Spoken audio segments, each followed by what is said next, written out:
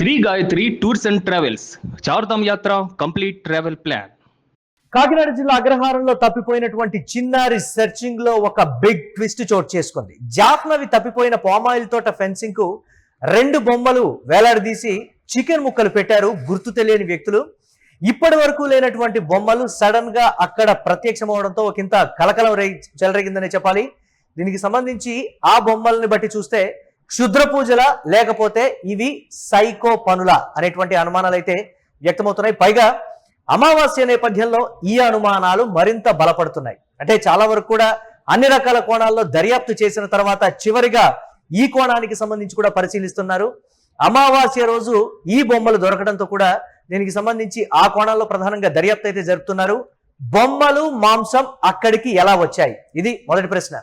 వాటిని ఎవరు పెట్టారు, ఎందుకు పెట్టారు?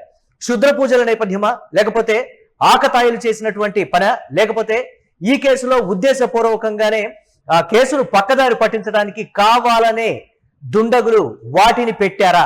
పోలీసులు అన్ని కోణాల్లో అయితే దర్యాప్తు చేస్తున్నటువంటి మాట. దాదాపుగా 400 మంది పోలీస్ సిబ్బంది ఆ ప్రాంతాన్ని మొత్తాన్ని జల్లెడ పడుతున్నారు. థర్మల్ స్క్రీనింగ్ అంటే టెక్నాలజీ పరంగా, ఫిజికల్ గా అన్ని రకాలుగా కూడా సెర్చ్ చేస్తున్నప్పటికీ పాప ఆచూకీని కనిపెట్టలేకపోతున్నారు. పాప ఆచూకీ అనేది మిస్టరీగా మారింది. అన్ని కోణాల్లో దర్యాప్తు చేసినా గానీ ప్రతి చోట కూడా దారులు అయితే మూసుకుపోతున్నటువంటి పరిస్థితుల్లో ఈ కోణం వెలుగు చూసింది. మనం అక్కడ చూడొచ్చు, ఫెన్సింగ్ కి ఒక సాఫ్ట్ టాయ్ ని వేలాడదీసి అందులో చికెన్ ముక్కలు పెట్టారు. అంటే అమావాస్య నేపథ్యంలో క్షుద్ర పూజల నేపథ్యానికి సంబంధించి ఆ విధంగా చేశారా, లేకపోతే కేసుని పక్కదారి పట్టించేటువంటి ఉద్దేశంతో ఆ విధంగా చేశారా, లేకపోతే ఆకతాయిలు కావాలనే ఆ విధంగా చేశారా? ఫెన్సింగ్ అయితే తొలగించి ఆ చుట్టుపక్కల ఉన్నటువంటి వాళ్ళందరినీ కూడా అక్కడ నుంచి పంపించేసి ప్రతి ఒక్కరిని కూడా విచారిస్తూ ఉన్నారు. ఎవరిపైన అనుమానాలు ఉన్నా సరే ఇమీడియట్ గా కూడా వారిని కంట్రోల్లోకి తీసుకొని వారిని విచారిస్తున్నటువంటి పరిస్థితి అయితే ఉంది. ఎటువైపు చూసినా అన్ని దారులు ఈ కేసుల్లో మూసుకుపోతూ ఉండడంతో ఒకంత కలకలం చెలరేగుతోంది. అసలు ఎవరు చేశారు, ఎందుకు చేశారు, అది ఎలా జరిగింది, ఎవరి ప్రమేయం లేకపోతే పాప ఎక్కడికి వెళ్ళింది, ఇది ప్రధానంగా వినిపిస్తున్నటువంటి ప్రశ్నలు. ఇక దీనికి సంబంధించి మరిన్ని అప్డేట్స్ మా కరెస్పాండెంట్ సాయిరామ్ అందిస్తారు. సాయిరామ్, అన్ని దారులు మూసుకుపోతున్నటువంటి సమయంలో ఆ ఫెన్సింగ్ మనం యూట్యూబ్ స్క్రీన్ మీద ఎక్స్క్లూజివ్ గా చూస్తున్నాం. ఆ ఫెన్సింగ్ కి ఒక బొమ్మ, ఆ బొమ్మలో ఒక 2 చికెన్ ముక్కలు వేలాడదీసి ఉండటం అంటే క్షుద్ర పూజల నేపథ్యం. అంటే నిన్నటి వరకు కూడా చాలా మంది పండితులు కావచ్చు, కొంతమంది జ్యోతిష్యులు పాప మరణించింది అనేటువంటి ఒక వార్తనైతే చెప్తున్నప్పటికీ ఒక హోప్, పాప ఇంకా బ్రతికే ఉంది, లేకపోతే దుండకులు ఎవరో ఒకళ్ళు తీసుకొని వెళ్ళారు అనేటువంటి కోణాల్లోనే ఒక పాజిటివ్ వేలో వెతుకుతూ ఉన్నటువంటి సమయంలో వెలుగు చూసినటువంటి ఈ ఘటన ఎలా చూడాలంటారు? దీన్ని అప్డేట్ చేయండి. పోలీసులు ఏం చెప్తున్నారు? ఎస్ మురళి, కాకినాడ జిల్లా తుని మండలం దొండవాక పంచాయతీ పరిధిలోని సిహెచ్ అగ్రహారం వద్ద జ్ఞానేశ్వరి అలియాస్ జాను మిస్సింగ్ కేసులు రోజు రోజుకి మరింత మిస్టరీగా మారుతుంది. జూన్ 6వ తేదీన అదృశ్యమైన 2 ఏళ్ల చిన్నారి ఆచూకీ నేటికి కూడా 11 రోజులు గడిచినా లభించలేదు. ఇప్పటికే పోలీసులు, అటవీ శాఖ, ఎన్డీఆర్ఎఫ్ బృందాలు వందలాది మంది సిబ్బందితో విస్తృత గాలింపు చర్యలు చేపట్టినప్పటికీ కూడా కేసులో కీలక ఆధారాలు అయితే ఇప్పటి వరకు కూడా దొరకడం లేదు. ఇలాంటి సమయంలో ఈ కేసులో తాజాగా మరికొత్త కోణం పరిణామం అయితే చోటు చేసుకుంది. జ్ఞానేశ్వరి అదృశ్యమైన ప్రాంతానికి సమీపంలోని పామాయిల్ తోట ఫినిషింగ్ వద్ద గుర్తు తెలియని వ్యక్తులు 2 బొమ్మలు ఉంచినట్లయితే అధికారులు గుర్తించారు. వాటిలో ఒక బొమ్మలో చికెన్ ముక్కలు ఉన్నట్లయితే సమాచారం అందుతుంది మురళి. ఇప్పటి వరకు కూడా అక్కడ ఎప్పుడు కనిపించని ఈ వస్తువు ఒక్కసారిగా కనిపించడంతో పోలీసులు అయితే అప్రమత్తమయ్యారు. ఈ బొమ్మలు అక్కడికి ఎలా వచ్చాయి? తల్లిదండ్రులు ఏం చెప్తున్నారు అంటే పాప ఆడుకునేటువంటి బొమ్మగా చెప్తూ ఉన్నారా, లేకపోతే అది మిస్టరీ బొమ్మగా చెప్తూ ఉన్నారా? ఏంటి ఆ పాపకి ఏమన్నా రిలేటెడ్ గా ఉందా? గతంలో ఏమైనా అలాంటి బొమ్మ అంటే, లేకపోతే ఆ బొమ్మ అంటే పాపకి ఇష్టమని కానీ, లేకపోతే అలా ఏమైనా చెప్తూ ఉన్నారా తల్లిదండ్రులు? దాన్ని ఎలా చూడాలంటారు?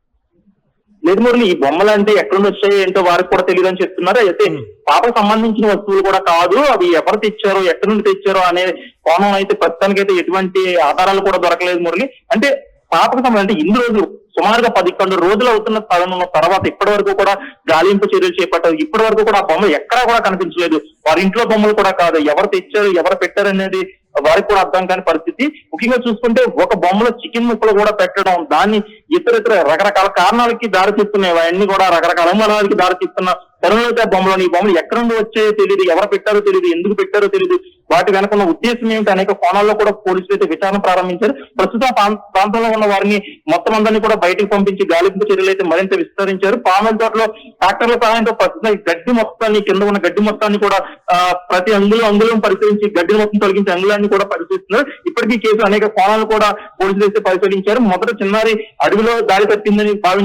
దాడి తప్పి ఉండొచ్చని భావించారు. అనంతరం అడవి జంతువులు దాడి చేసి పాపని ఏమన్నా ప్రమాదం కొంచెమని అనుమానించారు. చివరిగా ఇప్పుడు చిన్నారి కనిపించకపోయిన రోజు భారీ వర్షాలు కురవడంతో లోయలో పడిపోయి ఉండొచ్చు అని కూడా అనుకోవడం జరిగింది. అయితే ఇప్పటి వరకు ఏ ఒక్క కోణాన్ని కూడా నిర్ధారించే ఆధారాలు కూడా ఇప్పటి వరకు దొరకలేదు. కానీ ఇప్పుడు ఫినిషింగ్ వద్ద బొమ్మలు కనిపించడంతో స్థానికుల కొత్త అనుమానాలు వ్యక్తం అవుతున్నాయి. ముఖ్యంగా చిన్నారులు ఆడుకునే బొమ్మ ఒకటి కేసు జరుగుతున్న ప్రాంతంలో అనూహ్యంగా కనిపించడం సహజంగానే చర్చకు దారితీస్తుందని, ఇది యాదృచ్ఛికమా, ఎవరైనా కావాలని అక్కడ ఉంచారా, గాలింపు చర్యలను తప్పుదారి పట్టించే ప్రయత్నమా, లేక కేసుతో ఏమైనా సంబంధం ఉందా అనే ప్రశ్నలు చాలా తలెత్తుతున్నాయి.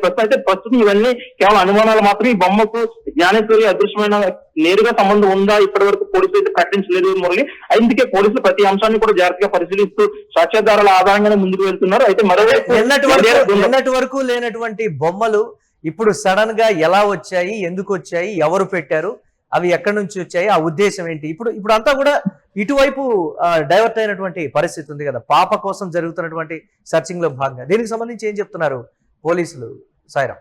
మురళి, అంటే ముఖ్యంగా చూసుకుంటే పోలీసు బృందాలు అందరూ కూడా, అంటే ఎన్డీఆర్ఎఫ్ బృందాలు, అటవీ శాఖ అధికారులు కూడా ప్రతి క్షణం కూడా అంటే కొంచెం గ్యాప్ కూడా ఇవ్వకుండా మొత్తం అడవిని వెతికిన చోట కూడా మళ్ళీ వెతకడం కూడా చేస్తున్నారు. ఎందుకంటే ఏదో ఒక ఆధారం లభిస్తుందని. ఈ కోణంలో పోలీసు వాళ్ళు, అటు ఎన్డీఆర్ఎఫ్ బృందాలు, అటవీ శాఖ అధికారులు ఏదైతే ఒక క్షణం అంటే పొద్దుటి నుండి బొమ్మలు అయితే అక్కడ కనిపించలేదు, ఏదైతే మధ్యాహ్నం కొంచెం గ్యాప్ అంటే అక్కడ నుండి అధికారులు అందరూ అక్కడ నుండి రావడం, జస్ట్ ఆ కోణంలోనే ఆ సమయంలోనే మళ్ళీ వెళ్లి వెతికాడు గాలింపు చర్యగలిగేటప్పటికి అక్కడైతే బొమ్మలు కనిపించాయని చెప్తున్నారు.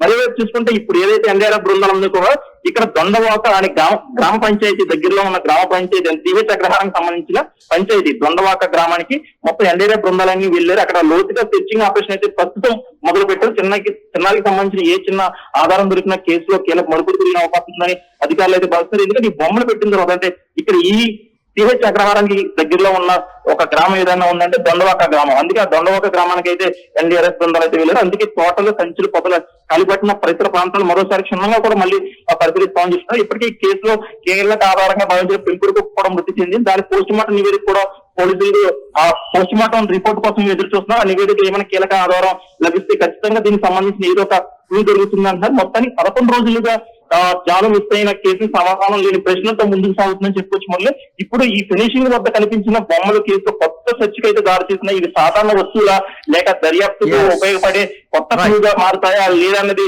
వేచి చూడాల్సి ఉంది. ముందు right, thanks for update Sairam.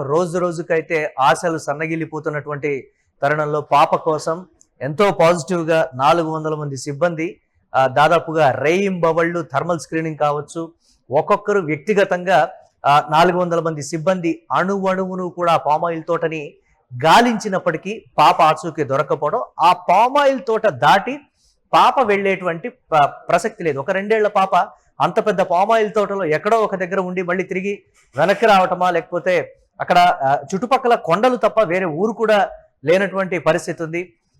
జంతువులు ఒకవేళ తీసుకొని వెళ్ళాయనేటువంటి కోణం కావచ్చు, మొన్నటి వరకు ఆ కోణంలో దర్యాప్తు చేశారు. ఇప్పుడు పూర్తిగా ఆశలు సన్నగిలిపోతున్నాయి. అంటే పోలీసులు కూడా బయటికి చెప్పకపోయినప్పటికీ కూడా పోలీస్ శాఖలో వినిపిస్తున్నటువంటి మాట, ఒక కొలిక్కి రావట్లేదు ఈ కేసు అనేటువంటి తరుణంలో వెలసినటువంటి ఈ బొమ్మ, ఇది ఇంకా మరి మిస్టరీగా అయితే మారింది. అమావాస్య రోజు వెలవడంతో క్షుద్ర పూజల కోణం ఏమైనా ఉందా, ఆకతాయిల పన, లేకపోతే ఎవరు తీసుకొచ్చి పెట్టారు, ఎందుకు పెట్టారు అనేటువంటి కోణంలోనే ప్రస్తుతం అయితే దర్యాప్తు కొనసాగుతోంది. చూడాలి, పాప దొరుకుతుందనేటువంటి ఆశాభావంతోనే మేము ఉన్నామని కూడా పోలీసులు చెప్తూ ఉన్నారు. చూడాలి ఏ విధంగా ఉండబోతుంది.